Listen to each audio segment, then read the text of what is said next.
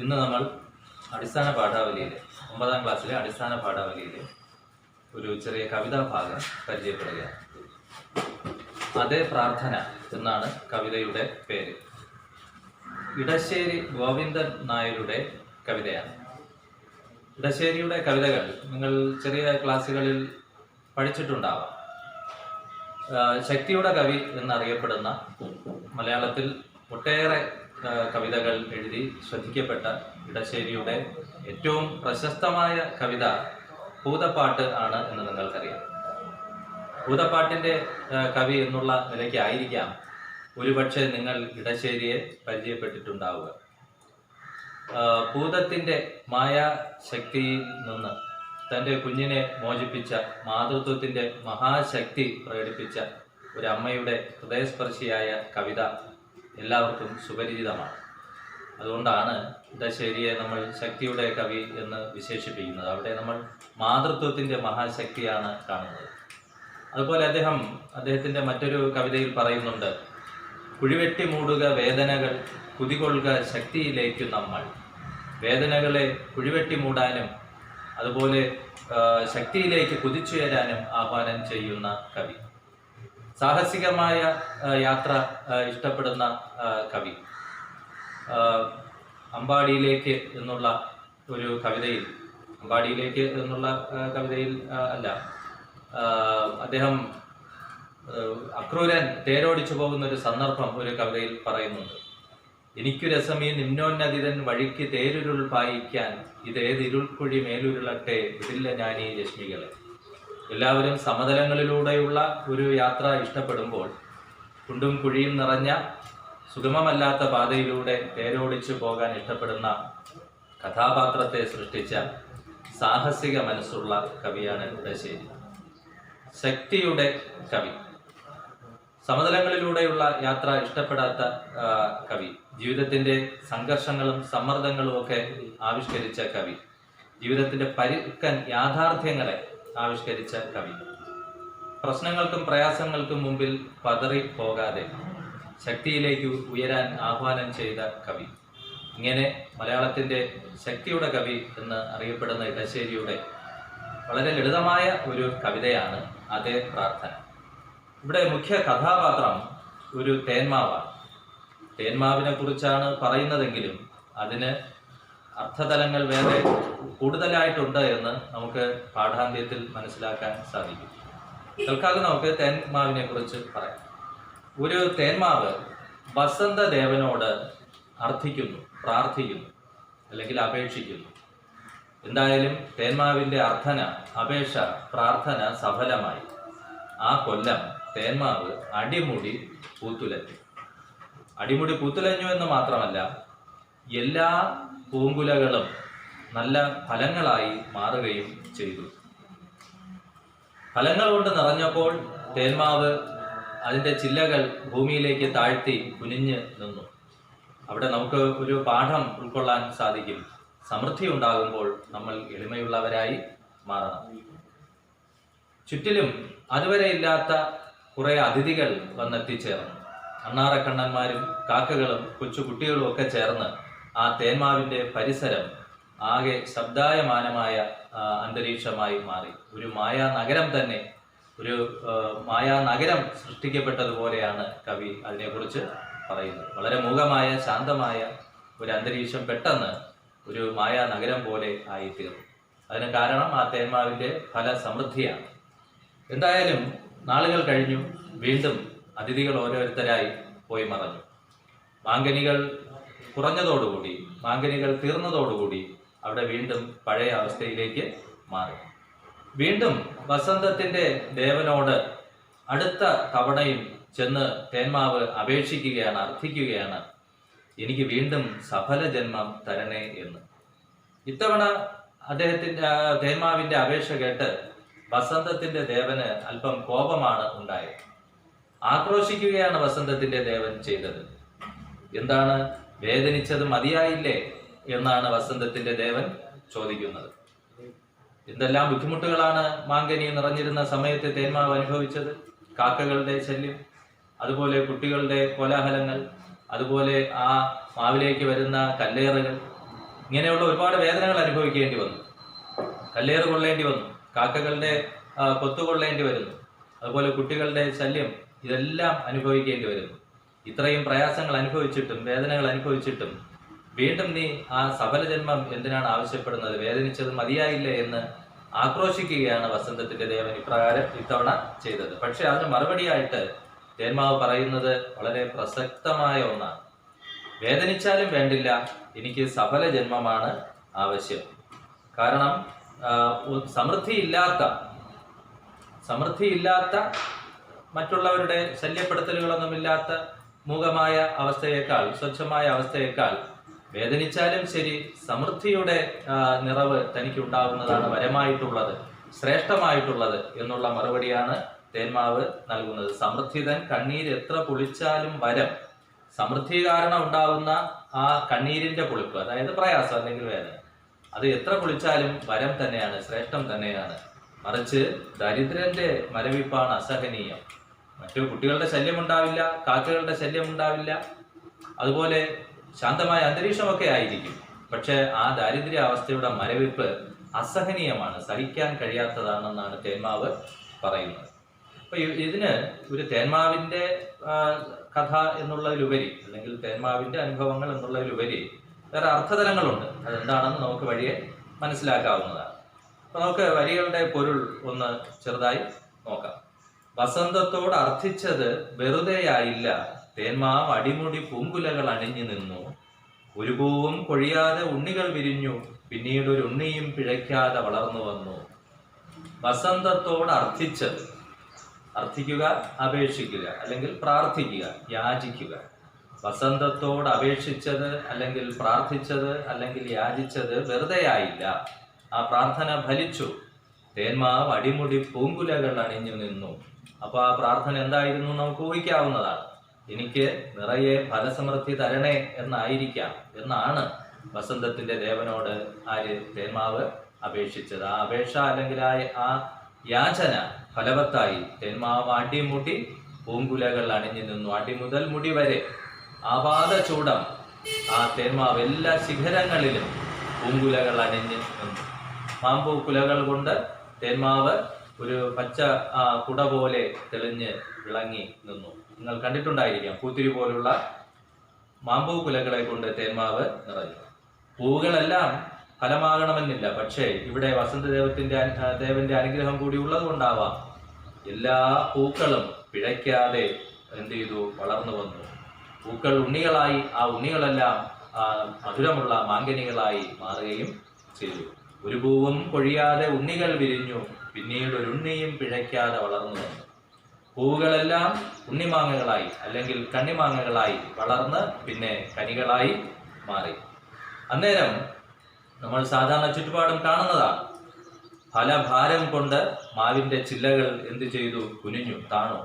സമൃദ്ധി മുറ്റിടും തോറും കുനിയുകെന്ന് അറിവുറ്റാരൻ അധ്യായം പഠിപ്പിച്ചാൽ അതിനെ ചൂണ്ടി. അവിടെ നമുക്ക് ഒരു ജീവിത പാഠം ഈ ദൃശ്യത്തിൽ നിന്ന്, ഈ പ്രകൃതിയിൽ നിന്ന് ഉൾക്കൊള്ളാൻ സാധിക്കും. സമൃദ്ധി മുറ്റിടും തോറും കുനിയുക. ഫലങ്ങളുടെ ഭാരമാണ് തേന്മാവിനെ ഭൂമിയിലേക്ക് താഴ്ത്തിയത്, അതിന്റെ ചില്ലകളെ ഭൂമിയിലേക്ക് താഴ്ത്തിയത്. നമുക്കിതിനെ വേറൊരു രീതിയിലും വേണമെങ്കിൽ കാണാം, അല്ലേ? ഭൂമിയാണ് തേന്മാവിന്റെ നിലനിൽപ്പിന് ആധാരം. അതിന് ആവശ്യമുള്ള ജലവും ആഹാരവും ഒക്കെ നൽകുന്നത് ഭൂമിയാണ്. ആ ഭൂമിയിലേക്കാണ് തന്റെ വേരുകൾ ആഴ്ത്തിയിരിക്കുന്നത്. തന്റെ നിലനിൽപ്പിന് ആധാരമായ വേരുകൾ തേന്മാവ് ആഴ്ത്തിയിരിക്കുന്നത്. ആ ഭൂമിയോടുള്ള ആദരവിന്റെ സൂചകമായിട്ട് തേന്മാവ് ഭൂമിയെ നമിക്കുന്നു, വന്ദിക്കുന്നു എന്ന് കണ്ടാലും തെറ്റില്ല. അപ്പൊ അങ്ങനെ അല്ലെങ്കിൽ പോലും നമുക്ക് സുപരിതമായൊരു കാഴ്ചയാണ് ഫലഭാരം കൊണ്ട് വൃക്ഷച്ചില്ലകൾ ഭൂമിയിലേക്ക് താണ് കുനിഞ്ഞ് നിൽക്കുന്നത്. പക്ഷെ അത്തരം ഒരു ദൃശ്യത്തിൽ നിന്ന് നമുക്ക് ജീവിതത്തിൽ ഒരു പാഠം ഉൾക്കൊള്ളാൻ സാധിക്കും. എന്താണത്? സമൃദ്ധി മുറ്റിടും തോറും കുനിയുക എന്നുള്ള അനധ്യായം. അനധ്യായം എന്ന് പറയുമ്പോൾ നമ്മൾ അധ്യായമായിട്ട് പാഠപുസ്തകങ്ങളിലേക്ക് അധ്യായമായിട്ട് നമ്മൾ പാഠങ്ങൾ പഠിക്കാറുണ്ട്. ചിട്ടപ്പെടുത്തിയ, ആസൂത്രണം ചെയ്ത നിശ്ചിത സമയപരിധിക്കുള്ളിൽ പഠിച്ചു തീർക്കേണ്ട പാഠങ്ങൾ. അങ്ങനെയുള്ള ചിട്ടപ്പെടുത്തിയ ഔപചാരികമല്ലാത്ത, നമുക്ക് സ്വാഭാവികമായി നൈസർഗികമായി ചുറ്റുപാടുകളിൽ നിന്ന് ഏത് സന്ദർഭത്തിൽ കിട്ടുന്ന അറിവുകളായതുകൊണ്ടാണ് ഇവിടെ അനധ്യായം എന്ന് പറഞ്ഞത്. അനധ്യായം എന്ന് പറയുമ്പോൾ അധ്യായത്തിന്റെ വിപരീതം, അതായത് അനൗപചാരികമായി കിട്ടുന്ന അറിവുകൾ അല്ലെങ്കിൽ ജീവിത പാഠങ്ങൾ. എന്താണത്? സമൃദ്ധി മുറ്റിടും തോറും കുനിയുക. അപ്പൊ അത് കണ്ട് നമുക്കൊരു ജീവിത സന്ദേശം പോലെ, ജീവിത പാഠം പോലെ നമ്മുടെ ജീവിതത്തിൽ പകർത്താൻ സാധിക്കും. പ്രകൃതി നമുക്ക് നൽകുന്ന പാഠം. ഇങ്ങനെ ചുറ്റുപാടുകൾ നിരീക്ഷിച്ചാൽ നമുക്ക് എത്രയോ പാഠങ്ങൾ, ജീവിതത്തിൽ ഉപകരിക്കുന്ന പാഠങ്ങൾ പ്രകൃതിയിൽ നിന്ന് നമുക്ക് കണ്ടെത്താൻ സാധിക്കും. അത് കാണാനുള്ള ഒരു കണ്ണുണ്ടാവണം എന്ന് മാത്രമേ ഉള്ളൂ. പ്രകൃതി തന്നെ ഒരു വലിയ മഹാപുസ്തകമാണെന്ന് നമ്മൾ കേട്ടിട്ടുള്ളതാണ്, അല്ലെ? വായിച്ചാലും തീരാത്ത പുസ്തകം. നമ്മൾ കണ്ണു തുറന്ന് കാണുകയും കാത് തുറന്ന് കേൾക്കുകയും ചെയ്യുകയാണെങ്കിൽ, പ്രകൃതിയെ മനസ്സ് തുറന്ന് അറിയാൻ ശ്രമിക്കുകയാണെങ്കിൽ, നമുക്കൊരു വിശ്വ സർവകലാശാലയിൽ നിന്ന് കിട്ടുന്ന മാതിരിയുള്ള അറിവുകൾ പ്രകൃതിയിൽ നിന്ന് നമുക്ക് സ്വന്തമാക്കാൻ, നേടിയെടുക്കാൻ സാധിക്കും, ജീവിതത്തിൽ പകർത്താനും സാധിക്കും. അത്തരത്തിലുള്ള ഒരു പാഠമാണ് ഇതെന്ത്? സമൃദ്ധി മുറ്റിടും തോറും കുനിയുക. നമുക്ക് ചുറ്റുപാടിൽ നിരവധി ഉദാഹരണങ്ങൾ കാണാൻ സാധിക്കും, അല്ലേ? കലാരംഗത്ത്, അതുപോലെ സാഹിത്യരംഗത്ത്, അതുപോലെ രാഷ്ട്രീയ രംഗത്ത്, ശാസ്ത്ര രംഗത്തൊക്കെ ഉള്ള ചില അതുല്യ പ്രതിഭകൾ, ലോകം വണങ്ങുന്ന, എല്ലാവരും ആദരവോടുകൂടി കാണുന്ന അസാധാരണമായ വൈഭവങ്ങൾ പ്രകടിപ്പിക്കുന്ന പലരും അതിൽ അഹങ്കരിക്കാതെ നമ്മളെ അതിശയിപ്പിക്കുന്ന തരത്തിലുള്ള എളിമയോടെ വിനയത്തോടെ പെരുമാറുന്നതിന് നിരവധി ഉദാഹരണങ്ങൾ നമുക്ക് കലാ സാഹിത്യ ശാസ്ത്ര രംഗങ്ങളിൽ കാണാൻ സാധിക്കും. ഒരുപക്ഷെ അതായിരിക്കാം അവരുടെ വിജയത്തിന്റെയും ഉയർച്ചയുടെയും അടിസ്ഥാനം. നമുക്കും ഇത്തരത്തിലുള്ള എളിമയുടെ, ലാളിത്യത്തിന്റെ ഒരു പാഠം ഈ തേന്മാവിന്റെ ഈ ഫലസമൃദ്ധിയാലുള്ള ആ കൊമ്പുകൾ താഴ്ത്തിയുള്ള നിൽപ്പിൽ നിന്ന് ഉൾക്കൊള്ളാൻ സാധിക്കുമെന്നാണ് പറയുന്നത്. ആ തേന്മാവിനെ ചൂണ്ടി നമുക്ക് പറഞ്ഞു കൊടുക്കാൻ സാധിക്കും സമൃദ്ധി മുറ്റിടും തോറും എന്ത് കുനിയുക എന്നുള്ളത്. എന്തായാലും വേനൽ ചുഴന്നൂതിയൂതി അതിൻ നിക്ഷേപം ഓരോന്നും മാണിക്യരത്നങ്ങളാകാൻ മുതിർന്നേയുള്ളൂ. ചുറ്റിലും നിന്ന് വേനലിന്റെ ചൂടേറ്റ് ആ കണ്ണിമാങ്ങകളെല്ലാം, ആ ഉണ്ണിമാങ്ങകളെല്ലാം എന്തായി? മാണിക്യരത്നങ്ങളാകാൻ മുതിർന്നേയുള്ളൂ. അതിന് തുടങ്ങുന്നതേ ഉള്ളൂ. മാണിക്യം പോലെ ചുവന്നു തൊടുത്ത പഴങ്ങളായി മാറാൻ തുടങ്ങിയതേ ഉള്ളൂ. ആ പച്ച മാങ്ങകൾ മഞ്ഞ വർണ്ണമണിയാൻ അല്ലെങ്കിൽ സ്വർണ്ണ വർണ്ണമണിയാൻ തുടങ്ങുന്നതേ ഉള്ളൂ. ഉടൻ തന്നെ അവിടേക്ക് ഞാൻ നേരത്തെ പറഞ്ഞതുപോലെ കുറെ അതിഥികൾ എവിടെ നിന്നൊക്കെയോ വന്നു ചേർന്നു. ആരൊക്കെയാണ് അതിഥികൾ? നമുക്ക് നോക്കാം. 1000 അണ്ണാറക്കണ്ണാന്മാർ പാഞ്ഞുകേറി കൊമ്പുകളിൽ 1000 കാക്കകൾ അതിൽ പറന്നു വീണു. 1000 കൊച്ചടികൾ ആ തണൽ വിരിപ്പിൽ പതിഞ്ഞു. മായിക നഗരം പോലെ തോപ്പു ചമഞ്ഞു. അപ്പൊ അതൊരു ചോദ്യത്തിന്റെ ഉത്തരം കൂടിയാണ്. ആരൊക്കെയാണ് തേന്മാവിന്റെ സമൃദ്ധി കണ്ട്, ഫലസമൃദ്ധി കണ്ട് അവിടേക്ക് ഓടി അതിഥികളെ പോലെ എത്തിച്ചേർന്നത്? മുഖമായ ശാന്തമായ ആ മാവിന്റെ ചോട്ടിലേക്ക് ഫലസമൃദ്ധി ഉണ്ടായപ്പോൾ ആരൊക്കെയാണ് ഓടിച്ചാടി കടന്ന് എത്തിയത്? ആരൊക്കെയാണത്? ഒന്ന് 1000 അണ്ണാറക്കണ്ണാന്മാർ. ഫലസമൃദ്ധി ഉണ്ടായപ്പോൾ എവിടെ നിന്നൊക്കെയോ 1000 അണ്ണാറക്കണ്ണന്മാർ പാഞ്ഞുകേറി. ഒപ്പം കൊമ്പുകളിൽ 1000 കാക്കകൾ അതിൽ പറന്നു വീണു. എവിടെ നിന്നൊക്കെയോ കലമ്പിക്കൊണ്ട് 1000 കാക്കകൾ അതിന്റെ ചില്ലകളിലേക്ക് മാങ്കനികൾ മോഹിച്ച് കൊതിച്ച് പറന്ന് ഇറങ്ങി. 1000 കൊച്ചടികൾ ആ തണൽ വിരിപ്പിൽ പതിഞ്ഞു. കൊച്ചുകുട്ടികളുടെ 1000 കാലടികൾ ആ തണൽ വിരിച്ച മാന്തോപ്പിൽ പതിഞ്ഞു. ഉടൻ ആ ശാന്തമായ മാഞ്ചോട് എന്തായി തീർന്നു? ഒരു മായിക നഗരമായി മാറി.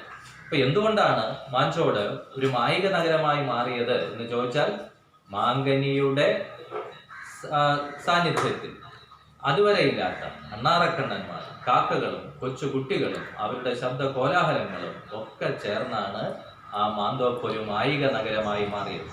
ഇതൊക്കെ ശ്രദ്ധേയമായ ചില പ്രയോഗങ്ങളാണ്.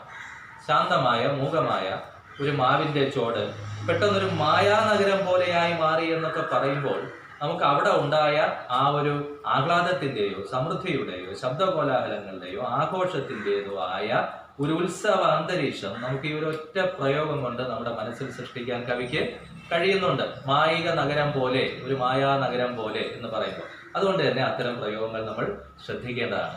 അത്തരം ചില ചോദ്യങ്ങളും പരീക്ഷയ്ക്കൊക്കെ നമുക്ക് പ്രതീക്ഷിക്കാവുന്നതാണ്. മായിക നഗരം പോലെ ആ തോപ്പ് ചമഞ്ഞു.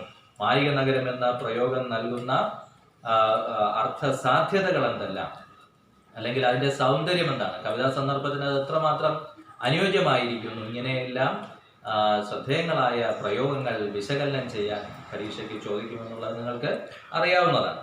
അപ്പൊ അത്തരത്തിലുള്ള ഒരു പ്രയോഗമാണ് മായാ നഗരം പോലെ ആ മാന്തോപ്പ് മാറി. എന്തുകൊണ്ടെന്ന് അറിയാമല്ലോ, ഞാനത് ആവർത്തിക്കുന്നില്ല. അപ്പോ പെട്ടെന്ന് ചിലത് കൂടി സംഭവിച്ചു. എപ്പോഴും നല്ല അനുഭവങ്ങൾ മാത്രമായിരിക്കില്ല ഉണ്ടാകുന്നത്, ഒപ്പം വേദനിപ്പിക്കുന്ന അനുഭവങ്ങളും ഉണ്ടാവും. സന്തോഷത്തിനിടയിൽ തന്നെ, ഉത്സവാന്തരീക്ഷത്തിനിടയിൽ തന്നെ വേദനിപ്പിക്കുന്ന ചില അനുഭവങ്ങളും ഉണ്ടാവും. അല്ലെങ്കിൽ വേദനകളില്ലാതെ, പ്രയാസങ്ങളില്ലാതെ സന്തോഷമോ സമൃദ്ധിയോ ഉണ്ടാകില്ല എന്ന് നമുക്ക് പറയാൻ സാധിക്കും. എന്താണ് സംഭവിച്ചത് നോക്കൂ. അയൽപാത വക്കത്തന്ന് വഴിപ്പണിക്കുടച്ചിട്ടോരുരുളൻ കല്ലുകൾക്കൊക്കെയും ചിറകു വന്നു. അതും ശ്രദ്ധേയമായ ഒരു പ്രയോഗമാണ്. അയൽപാത വക്കത്ത്, ഈ മാവ് നിൽക്കുന്നതിന് അയൽഭാഗത്തായി ഒരു പാത നിർമ്മിക്കുന്നതിന് വേണ്ടി, വഴി നിർമ്മിക്കുന്നതിന് വേണ്ടി ഉടച്ചിട്ട, പൊട്ടിച്ചിട്ട ഉരുളൻ കല്ലുകൾക്കൊക്കെയും ചിറകു വന്നു. എന്താണ് നമുക്ക് കേൾക്കുമ്പോൾ തന്നെ ഒരുപക്ഷെ മനസ്സിലാവും. എന്താണ്? മാങ്കനികളുടെ സമൃദ്ധി കാരണം വികൃതികളായ കുട്ടികൾ പാദപ്പണിക്ക് ഉടച്ചിട്ട ഉരുളൻ കല്ലുകൾ എടുത്ത് ശക്തിയോടെ മാവിന്റെ ചില്ലകളിലേക്ക് എറിയും. ആ ഏറുകളെയാണ്, മാവിന്റെ ചില്ലയിലേക്കുള്ള ഈ കല്ലുകളുടെ മൂളിപ്പറന്നുള്ള വേഗത്തിലുള്ള വരവിനെ നമ്മുടെ മനസ്സിൽ കാട്ടിത്തരാൻ വേണ്ടിയാണ് ഉരുളൻ കല്ലുകൾക്കൊക്കെയും ചിറകു വന്നു എന്ന് പറയുന്നത്. അപ്പൊ നമുക്ക് മനസ്സിൽ ആ ചിത്രം കാണാൻ സാധിക്കും, അല്ലെ? കല്ലിന് ചിറക് മുളച്ചതുപോലെ മാവിന്റെ ചില്ലയിലേക്ക് വേഗത്തിൽ ശക്തിയോടെ പാഞ്ഞു വരും.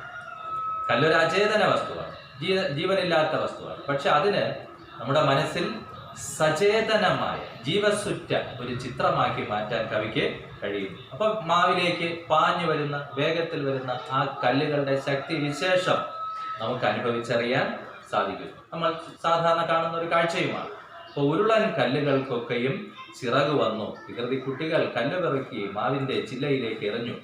സമൃദ്ധിയാണ് അതിന് കാരണം, അല്ലെ? ഈ മാണിക്യരത്നങ്ങൾ പോലുള്ള ഫലങ്ങളാണ് അതിന് കാരണം. അതാണ് വേദനയ്ക്കും കാരണമായി തീർന്നത് എന്ന് കരുതി എനിക്ക് ഈ കല്ലേറിന്റെ വേദന കൊള്ളേണ്ടതില്ലല്ലോ, അതുകൊണ്ട് സഫല ജന്മം, സമൃദ്ധി ഇനി എനിക്ക് വേണ്ട എന്ന് പറയുന്ന ഒരു തേന്മാവും അല്ല എന്ന് നമ്മൾ പാഠത്തിന്റെ ഒടുവിൽ കാണാം. അതിലേക്ക് പോകാം. അയൽപാത വക്കത്തന്ന് വഴിപ്പണിക്കുടച്ചിട്ടോരുരുളൻ കല്ലുകൾക്കൊക്കെയും ചിറകു വന്നു.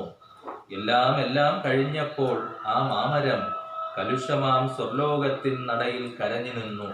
ആ കൊല്ലത്തെ വസന്തം അവസാനിച്ചു. മാങ്കനികളെല്ലാം തീർന്നു. അതിഥികളെല്ലാം പിരിഞ്ഞുപോയി. ആരൊക്കെയാണ് അതിഥികളെന്ന് നിങ്ങൾ ഓർക്കുന്നുണ്ടാവും.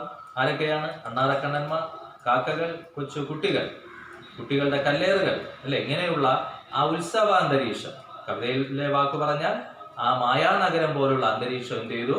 മാഞ്ഞുപോയി. പഴയ പോലെ ശോകമായ, മൂകമായ ഒരു അന്തരീക്ഷം. പക്ഷെ അടുത്ത വസന്തത്തിലും സ്വർലോകത്തിന്റെ കവാടത്തിൽ ചെന്ന് ഈ മാവ് കരഞ്ഞപേക്ഷിച്ചുകൊണ്ട് നിന്നു. എന്തു തന്നെയാണ് അർത്ഥിച്ചത്, അപേക്ഷിച്ചത്? ഭഗവാനെ, തന്നരുൾകനിക്കു വീണ്ടും സഫല ജന്മം. വീണ്ടും എനിക്ക് അങ്ങ് അനുഗ്രഹിച്ചു, സഫല ജന്മം ഉണ്ടായി. പക്ഷെ എനിക്ക് ഇനിയും ഈ കൊല്ലവും സഫല ജന്മം നൽകണം. പക്ഷെ അന്നേരം നിറഞ്ഞ മനസ്സോടെ വസന്തത്തിന്റെ ദേവൻ അനുഗ്രഹിക്കുകയല്ല ചെയ്തത്. ദേവൻ കോപത്തോടെ ചോദിക്കുന്നു, എന്ത്? വേറെന്തുള്ളൂ വരമെങ്കിൽ ദേവൻ ആക്രോശിച്ചു. സാധോ, വേദനയ്ക്ക് വേണ്ടിത്താനോ ചോദിപ്പൂ വീണ്ടും. വേറൊരു വരവും വേണ്ടേ? ദേവൻ ആക്രോശിച്ചു. ഏത് ദേവൻ? വസന്തത്തിന്റെ ദേവൻ ആക്രോശിക്കുകയാണ് ചെയ്തത്, പൊട്ടിത്തെറിക്കുകയാണ് ചെയ്തത്, കോപത്തോടെ ചോദിക്കുകയാണ് ചെയ്തത്. വേറെ ഒന്നും വേണ്ടേ? വേദനിച്ചതുപോലെ വസന്തത്തിന്റെ ദേവന് പോലും തോന്നുന്നു, നിനക്ക് വേദനിച്ച് മതിയായില്ലേ എന്ന്. അതിനു വേണ്ടിയിട്ടാണോ ഈ സഫലജന്മം നീ ചോദിക്കുന്നത്? സഫലജന്മം ഉണ്ടാകുമ്പോൾ, ഫലസമൃദ്ധി ഉണ്ടാകുമ്പോൾ, മാങ്കനികൾ മാണിക്യവർണ്ണങ്ങളാകുമ്പോൾ നേരത്തെ പറഞ്ഞ പോലെ വീണ്ടും എന്ത് ചെയ്യും?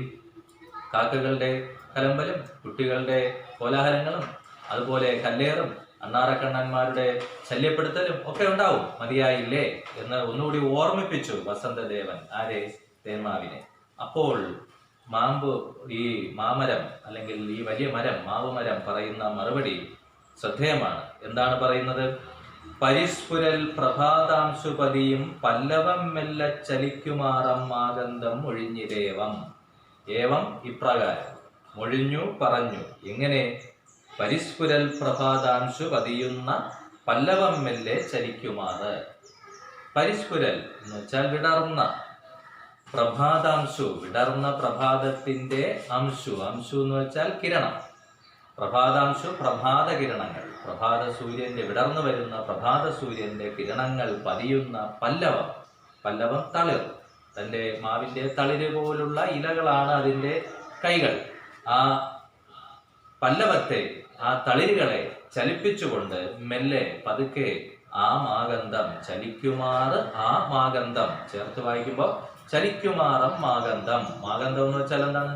തേന്മാവ്, മാവ് എന്നർത്ഥം. ഇവിടെ തേന്മാവ്. മാഗന്ധം മൊഴിഞ്ഞിരേവം ഇപ്രകാരം പറഞ്ഞു. അപ്പൊ എങ്ങനെയാണ് പറഞ്ഞത്? പ്രഭാത സൂര്യന്റെ കിരണങ്ങൾ ഏറ്റ് തെളിയുന്ന, തിളങ്ങുന്ന, ശോഭിക്കുന്ന തൻ്റെ പല്ലവം പോലുള്ള ഇലകളെ ചലിപ്പിച്ചുകൊണ്ട് എന്ത് മറുപടി ഇപ്രകാരം പറഞ്ഞു. പ്രഭാതാംശു പ്രഭാതത്തിന്റെ കിരണങ്ങൾ, അംശു കിരണം, സൂര്യാംശു സൂര്യകിരണം എന്നൊക്കെ നിങ്ങൾ കേട്ടിട്ടുണ്ടാവും. പല്ലവം തളിർ, ആ മാഗന്ധം, ആ മാവ് ഇപ്രകാരം പറഞ്ഞു. മാഗന്ധം അർത്ഥം മാവ്, മകരന്ധം എന്ന് പറഞ്ഞാൽ തേനാണ്. മാഗന്ധം മകരന്ധം അർത്ഥവ്യത്യാസമൊക്കെ ചോദിക്കുന്നതാണ്. ഇവിടെ മാഗന്ധമായതുകൊണ്ട് മാവ്, മകരന്ധമാണെങ്കിൽ തേൻ. മൊഴിഞ്ഞിദേവം ഇപ്രകാരം പറഞ്ഞു. ആ മാവിന്റെ മറുപടി, വസന്തത്തിന്റെ ദേവനോടുള്ള മറുപടി ശ്രദ്ധേയമാണ്. എന്താണ്? സമൃദ്ധിതൻ കണ്ണീർ എത്ര പൊളിച്ചാലും വരം, അയ്യോ ദരിദ്രന്റെ മരവിപ്പാണ് അസഹനീയം. സമൃദ്ധിക്ക് കാരണമാകുന്ന കണ്ണീർ എത്ര പൊളിച്ചാലും, പൊളിച്ചാലും എന്ന് വെച്ചാൽ അത് അത്ര സുഖകരമല്ലാത്ത അനുഭവമാണെങ്കിൽ കൂടി, വേദനിപ്പിക്കുന്ന അനുഭവമാണെങ്കിൽ കൂടി, മധുരതരമായ അനുഭവമല്ലല്ലോ. മറ്റുള്ളവർക്ക് മധുരതരമായ അനുഭവമാണ്. ഇപ്പോൾ തേന്മാവ് ഫലസമൃദ്ധി അണിഞ്ഞ് നിൽക്കുമ്പോൾ ആ പഴുത്ത് തൊടുത്ത മാങ്കനികൾ കഴിക്കുന്ന അല്ലെങ്കിൽ ആസ്വദിക്കുന്ന അണ്ണാറക്കണ്ണന്മാരാവട്ടെ, കാക്കകളാവട്ടെ, ഇനി മനുഷ്യരാവട്ടെ, അവർക്കാണത് മധുരതരമായ അനുഭവം. പക്ഷെ ആ മധുരം നൽകുന്ന തേന്മാവിനെ സംബന്ധിച്ചിടത്തോളം ആ സമൃദ്ധി എന്താണ്? വേദനാജനകമായ അനുഭവമാണ്. ആ മധുരമല്ലാത്ത, സുഖകരമല്ലാത്ത അനുഭവത്തെ കാണിക്കാനാണ് അവിടെ പുളിച്ച അനുഭവം എന്ന് പറയുന്നത്. സമൃദ്ധിയുടെ പുളിപ്പ്. അനുഭവിക്കുന്നവർക്ക് മധുരം, നൽകുന്നവർക്ക് പുളിപ്പ്. ഓക്കെ. അപ്പൊ സമൃദ്ധിതൻ കണ്ണീർ എത്ര പൊളിച്ചാലും വരം, അതെത്ര വേദനിപ്പിക്കുന്ന അതായാലും അസുഖകരമായാലും അസ്വസ്ഥത ഉണ്ടാക്കുന്നതായാലും അത് വരം തന്നെയാണ്, ശ്രേഷ്ഠം തന്നെയാണ്. വരം ഇവിടെ അർത്ഥം ശ്രേഷ്ഠം എന്നാണ്. ദേവന്മാർ നൽകുന്ന വരം എന്നൊരർത്ഥമുണ്ട്, അനുഗ്രഹം എന്നുള്ള അർത്ഥത്തിൽ ഇവിടെ ശ്രേഷ്ഠം എന്നാണ്. അപ്പൊ സമൃദ്ധിയുടെ കണ്ണീർ എത്ര പൊളിച്ചാലും വരം ശ്രേഷ്ഠം തന്നെയാണ്. മറിച്ച് ദരിദ്രന്റെ മരവിപ്പാണ് അസഹനീയം. ഇപ്പൊ മാവിനെ സംബന്ധിച്ചിടത്തോളം നിങ്ങൾക്ക് തന്നെ അറിയാം അതിന്റെ ദാരിദ്ര്യാവസ്ഥ എന്താണെന്ന് ചോദിച്ചാൽ, ഒരു മാവിന്റെ ദാരിദ്ര്യാവസ്ഥ എന്താണ്? മാങ്കനികളൊന്നും ഇല്ലാത്ത അവസ്ഥ, അതിന്റെ ചോട്ടിൽ ആരും കൊതിയോടെ വന്ന് നിൽക്കാത്ത അവസ്ഥ, കാക്കകളോ അണ്ണാറക്കണ്ണന്മാരോ ഇല്ലാത്ത സ്വച്ഛമായ ശാന്തമായ അവസ്ഥയാണ് മാവിന്റെ ദാരിദ്ര്യാവസ്ഥ. ആ ദാരിദ്ര്യാവസ്ഥ അസഹനീയമാണ് മാവിനെ സംബന്ധിച്ചിടത്തോളം. അത് ഉൾക്കൊള്ളാൻ മാവിന് ഒരിക്കലും കഴിയില്ല. അപ്പൊ ഇവിടെ നമുക്ക് മനസ്സിലാക്കാൻ സാധിക്കുന്നത്, മാവിന്റെ മനസ്സിൽ വേദനിച്ചാലും വേണ്ടില്ല, മറ്റുള്ളവർക്ക് മധുരം നൽകണം എന്നുള്ളതാണ് മാവിന്റെ നിലപാട്, അല്ലെ? ഇപ്പൊ സമൃദ്ധിയുടെ കണ്ണീർ എത്ര പൊളിച്ചാലും വരം, ദരിദ്രന്റെ മരവിപ്പാണ് അസഹനീയം എന്ന് പറയുന്ന വരികൾക്ക് ഒരുപാട് അർത്ഥ സാധ്യതകളുള്ളതാണ്. വേദനിച്ചാലും മറ്റുള്ളവർക്കായി ആ വേദന സ്വയം ഏറ്റുവാങ്ങി എന്ത് ചെയ്യുക? മറ്റുള്ളവർക്ക് ആശ്വാസമോ മധുരമോ കുളിരോ നൽകുക. മരങ്ങളൊക്കെ ചെയ്യുന്നതും അത് തന്നെയാണ്. ഇപ്പൊ ഉള്ളൂരിന്റെ ഒരു കവിതയിലുണ്ട്, സുഖം സുഖം എന്നുള്ള ഒരു കവിത. അതിൽ ഉള്ളൂര് പറയുന്നു, ഒരു മാവ് തന്നെ പറയുന്നതായിട്ടാണ്, ഇതല്ല മറ്റൊരു മാവ്. എങ്ങനെ? ഇനന്റെ ചെന്തി കതിർമാരി നിത്യം ഇടംപെടും തൻ തലകൊണ്ടു താങ്ങി, തങ്ങൾക്ക് സർവോത്സവവും വിതച്ച് തേന്മാവത ദീന ദയാലു നിൽക്കൂ. ഇനന്റെ ചെന്തി കതിർമാരി നിത്യം ഇടംപെടും തൻ തലകൊണ്ടു താങ്ങി. സൂര്യന്റെ ചെന്തി പോലുള്ള കിരണങ്ങൾ തൻ്റെ ഇടതൂർന്ന ഇലകളാകുന്ന ശിരസ്സുകൊണ്ട് താങ്ങി തൻ്റെ ചുവട്ടിൽ വരുന്നവർക്ക് തണൽ നൽകുന്ന ദീന ദയാലുവാണ്. ദീനരോട് ദയുള്ളവനാണ് ആര്? തേന്മാവ്. ഇപ്പൊ പ്രകൃതി അങ്ങനെ തന്നെയാണ്, സ്വയം വേദനിച്ച് മറ്റുള്ളവർക്ക് സമൃദ്ധി നൽകുന്നു. അതുപോലെ വൈലോപ്പിള്ളിയുടെ ഒരു കവിതയിൽ, ജലസേചനം എന്ന കവിതയിൽ, ബലരാമൻ എന്ന കഥാപാത്രം കലപ്പ കൊണ്ട് ഭൂമിയെ ഉഴുതുമറിക്കുന്നു, അമ്പാടിയുടെ മണ്ണ്. എന്തിനാണ് വൃന്ദാവനത്തിന്റെ മണ്ണ്, എന്തിനാണ് അവിടെ കാളിന്തി നദിയെ കൊണ്ടുചെന്ന് ഒഴുക്കി കൊണ്ടുചെന്ന് അവിടെ പല സമൃദ്ധി സൃഷ്ടിക്കാൻ? വേനലിന്റെ വറുതിയിൽ ഗോകുലം വെന്തുരുകുന്നു, അതുകൊണ്ട് സമൃദ്ധി സൃഷ്ടിക്കാൻ വേണ്ടി. അപ്പോ കവി പറയുന്നു, കലപ്പ കൊണ്ടുള്ള മണ്ണിലുള്ള ആഴത്തിലുള്ള ഉഴവ് നടത്തുകയാണ് ബലരാമൻ. പക്ഷെ കവി പറയുന്നു, ഭൂമിയുടെ മനോഗതമായിട്ട് കവി പറയുന്നു എന്ത്? ആ കലാഘാതം സഹിച്ചു ധരിത്രിയാൽ ആസന്ന സൽഫല ഭാവനയാൽ. കലപ്പ, ആ കലപ്പ കൊണ്ടുള്ള ആഘാതം ഭൂമിദേവി സഹിച്ചു. എന്തുകൊണ്ട്? ആസന്ന സൽഫല ഭാവനയാൽ. ഇതുമായി സാമ്യമുള്ള സന്ദർഭമാണ്. വരാനിരിക്കുന്ന സഫലമായ സമൃദ്ധി ആലോചിച്ച് ആ കലപ്പ കൊണ്ടുള്ള വേദന ഭൂമിദേവി സഹിച്ചു. ആ കലപ്പ കൊണ്ടുള്ള വേദന ഭൂമിദേവി സഹിച്ചാൽ മാത്രമേ തൻ്റെ മക്കളായ ജീവജാലങ്ങൾക്ക് ധനധാന്യ സമൃദ്ധി, ഫലസമൃദ്ധി നൽകാൻ ഭൂമിദേവിക്ക് കഴിയൂ. അപ്പോൾ വേദനയാണ് പ്രകൃതി, വേദനിച്ച് മറ്റുള്ളവർക്ക് ഉപകരിക്കുക എന്നുള്ളതാണ് പ്രകൃതി നൽകുന്ന പാഠം. വൈമി കുറുപ്പും ഒരു കവിതയിൽ പറയുന്നുണ്ട്, മറ്റുള്ളവർക്കായി സ്വയം കത്തിയെരിയുന്ന സുസ്നേഹമൂർത്തിയാം സൂര്യ. മറ്റുള്ളവർക്ക് വേണ്ടി, ഭൂമിയിൽ ജീവൻ തളിരിടാൻ വേണ്ടി സ്വയം കത്തിയെരിയുകയാണ് ആര്? സൂര്യൻ എന്ന്. അതും ഒരു കരുണാമൂർത്തിയായിട്ടാണ് സൂര്യനെ അവിടെ വൈമി ചിത്രീകരിക്കുന്നത്. ഞാൻ ഉദാഹരണം പറഞ്ഞതേ ഉള്ളൂ. ഇങ്ങനെ നിരവധി കവികൾ നിരവധി കാവ്യ സന്ദർഭങ്ങളിൽ ഈ ത്യാഗത്തിലൂടെ നൽകുന്നതിൻ്റെ മഹത്വത്തെ കുറിച്ച് എന്ത് ചെയ്യുന്നുണ്ട്? പറയുന്നുണ്ട്. അല്ലെ, ഇംഗ്ലീഷിൽ തന്നെ ഒരു ചൊല്ലുണ്ട്, നിങ്ങൾ കേട്ടിട്ടുണ്ടായിരിക്കാം, നോ പെയിൻ നോ ഗെയിൻ. അല്ലെ, വേദനകളില്ലാതെ നേട്ടങ്ങൾ ഇല്ല. ഇവിടെ തേന്മാവിന്റെ നിലപാടും അത് തന്നെയാണ്. എന്ത് സമൃദ്ധിതൻ കണ്ണീരെത്ര പൊളിച്ചാലും മരം, ദരിദ്രന്റെ മരവിപ്പാണ് അസഹനീയം. അപ്പൊ ഇതാണ് ഈ പാഠത്തിന്റെ ഒരു രത്ന ചുരുക്കം, ഒരു സാരാംശം. പക്ഷെ ഇതിൻ്റെ ഒരു പ്രാഥമികമായ അർത്ഥം മാത്രമേ ആകുന്നുള്ളൂ. ഇതിലുപരി കവിയുടെ ചില നിലപാടുകൾ കൂടി കവിയുടെ ഭംഗ്യന്തരേണ സൂചിപ്പിക്കുന്നുണ്ട് എന്ന് നമുക്ക് മനസ്സിലാക്കാൻ സാധിക്കും. അത് നിങ്ങൾക്ക് വളരെ ലളിതമായി മനസ്സിലാക്കാം. നിങ്ങൾ ഇത്ര മാത്രം ചെയ്താൽ മതി. ഈ തേന്മാവിന്റെ സ്ഥാനത്ത് കവിയെ ഒന്ന് സങ്കല്പിച്ചു നോക്കുക. അതിപ്പോൾ ഇടശ്ശേരി ആവട്ടെ, ഏതൊരു കവിയാകട്ടെ, അല്ലെങ്കിൽ ഒരു കലാകാരനാവട്ടെ, തേന്മാവിന്റെ സ്ഥാനത്ത് നിങ്ങൾ കലാകാരനെ അല്ലെങ്കിൽ കവിയെ സങ്കല്പിക്കുക. എന്നിട്ട് ആ മാങ്കനികളുടെ സ്ഥാനത്ത് അവരുടെ കവിതകളെ അല്ലെങ്കിൽ കൃതികളെ, കലാസൃഷ്ടികളെ കാണുക. അപ്പോൾ നമുക്കെല്ലാം വ്യക്തമാകും. ഓരോ കലാകാരനും അല്ലെങ്കിൽ ഓരോ കവിയും ഒരുപാട് ഉള്ളരിച്ചാണ്, ഒരുപാട് ആത്മസംഘർഷങ്ങളും അതുപോലെയുള്ള മാനസിക സമ്മർദ്ദങ്ങളും വേദനകളും അനുഭവിച്ചതിന് ശേഷമാണ്, അല്ലെങ്കിൽ ഒരു ഉല പോലെ തൻ്റെ മനസ്സിനെ ചുട്ടരിച്ചാണ് നമുക്ക് ആസ്വാദ്യകരമാകുന്ന കലാസൃഷ്ടികൾ, കവിതകൾ നൽകുന്നത്. അപ്പോൾ ഇടശ്ശേരി എന്ന കവി തൻ്റെ വ്യക്തിപരമായ അനുഭവം പറയുമ്പോൾ തന്നെ അത് മറ്റെല്ലാവർക്കും കൂടി ബാധകമായി തീരുന്നു. ശരിയല്ലേ? അപ്പോൾ നമ്മളെ ആസ്വദിപ്പിക്കുന്ന ഒരു കവി എഴുതുമ്പോൾ കവിയുടെ മനസ്സൊരു ഉല പോലെ എന്ത് ചെയ്യുന്നുണ്ട്? എരിയുന്നുണ്ട്, വെന്തുരുകുന്നുണ്ട്. ആ വേദന അനുഭവിക്കേണ്ടി വരും എന്ന് കരുതി ആസ്വാദക ലോകങ്ങൾക്ക് കവിതകൾ നൽകാതിരിക്കാൻ കവിക്ക് ഇഷ്ടമില്ല. മനസ്സ് വേദനിച്ചാലും ശരി, ഉള്ളു നീറിയാലും ശരി, അനുവാചകർക്ക് ആസ്വാദ്യകരങ്ങളായ കവിതകൾ നൽകുക എന്നുള്ളതാണ് ഒരു കവി എന്നുള്ള നിലയ്ക്ക് എനിക്ക് ഉചിതമായിട്ടുള്ളത്, അല്ലെങ്കിൽ അഭികാമ്യമായിട്ടുള്ളത്, അല്ലെങ്കിൽ ഞാൻ ആഗ്രഹിക്കുന്നത് എന്നൊരർത്ഥം കൂടി നമുക്ക് പറയാം. അപ്പോൾ എല്ലാ കലാസൃഷ്ടികളുടെയും പിന്നിൽ വേദനയുടെ യാഥാർത്ഥ്യമുണ്ട് എന്നുള്ള ഒരു പൊതു തത്വം കൂടി നമുക്ക് ഈ മാവിൻ്റെ ഈ നിലപാടിൻ്റെ പശ്ചാത്തലത്തിൽ നമുക്ക് കാണാൻ സാധിക്കും. അതൊരർത്ഥതല. ഇനി മറ്റൊന്നും കൂടി സൂചിപ്പിക്കാം. ഈ ഇടശ്ശേരി ജീവിച്ചിരുന്ന കാലത്ത് നമ്മളേറെ ആദരിക്കുന്ന കവിയാണ്, മലയാളം അംഗീകരിച്ചിട്ടുള്ള കവിയാണ്, മലയാള സാഹിത്യത്തിന് ഒട്ടേറെ സംഭാവനകൾ നൽകിയിട്ടുള്ള കവിയാണ്. പക്ഷേ ഇടശ്ശേരി ജീവിച്ചിരുന്ന കാലത്ത് ചില നിരൂപകന്മാരിൽ നിന്നെങ്കിലും അദ്ദേഹത്തിന് അനാരോഗ്യകരമായ വിമർശനങ്ങൾ നേരിടേണ്ടി വന്നിട്ടുണ്ട്. അത് കവിയെ വ്യക്തിപരമായി ഏറെ വേദനിപ്പിച്ചിട്ടുമുണ്ട് എന്നുള്ളത് ഒരു യാഥാർത്ഥ്യമാണ്. കവികളും കലാകാരന്മാരും ഒക്കെ വിമർശനങ്ങൾ ഉൾക്കൊള്ളാറുണ്ട്. പക്ഷേ അനാരോഗ്യകരമായ വിമർശനങ്ങൾ പലപ്പോഴും ഒരു വ്യക്തി എന്നുള്ള നിലയ്ക്ക് കവിയായാൽ പോലും കലാകാരനായാൽ പോലും അവരെ വേദനിപ്പിക്കും. അത്തരം വേദനകൾ അനുഭവിക്കേണ്ടി വന്നിട്ടുള്ള ഒരു കവിയാണ് ഇടശ്ശേരി. അത് നമുക്ക് എങ്ങനെ അറിയാം? അദ്ദേഹം നാലിതൾ പൂവ് എന്നൊരു കവിതയിൽ അതേക്കുറിച്ച് വ്യക്തമായി പറയുന്നുണ്ട്. ആ കവിതയുടെ പ്രമേയം തന്നെ വ്യക്തിജീവിതത്തിൽ ചില നിരൂപകന്മാരിൽ നിന്നെങ്കിലും ഇടശ്ശേരിക്ക് നേരിടേണ്ടി വന്ന അനാരോഗ്യകരമായ വിമർശനത്തിൽ തനിക്ക് വേദനയുണ്ടായതും അങ്ങനെ വേദനിപ്പിച്ച് തൻ്റെ കവിതയുടെ കൂമ്പടയ്ക്കാൻ ആരെങ്കിലും ശ്രമിച്ചാലും താൻ തൻ്റെ സർഗസപര്യ തുടരുക തന്നെ ചെയ്യും എന്നുള്ള ആഹ്വാനത്തോടെ അവസാനിക്കുന്ന കവിതയാണേത്?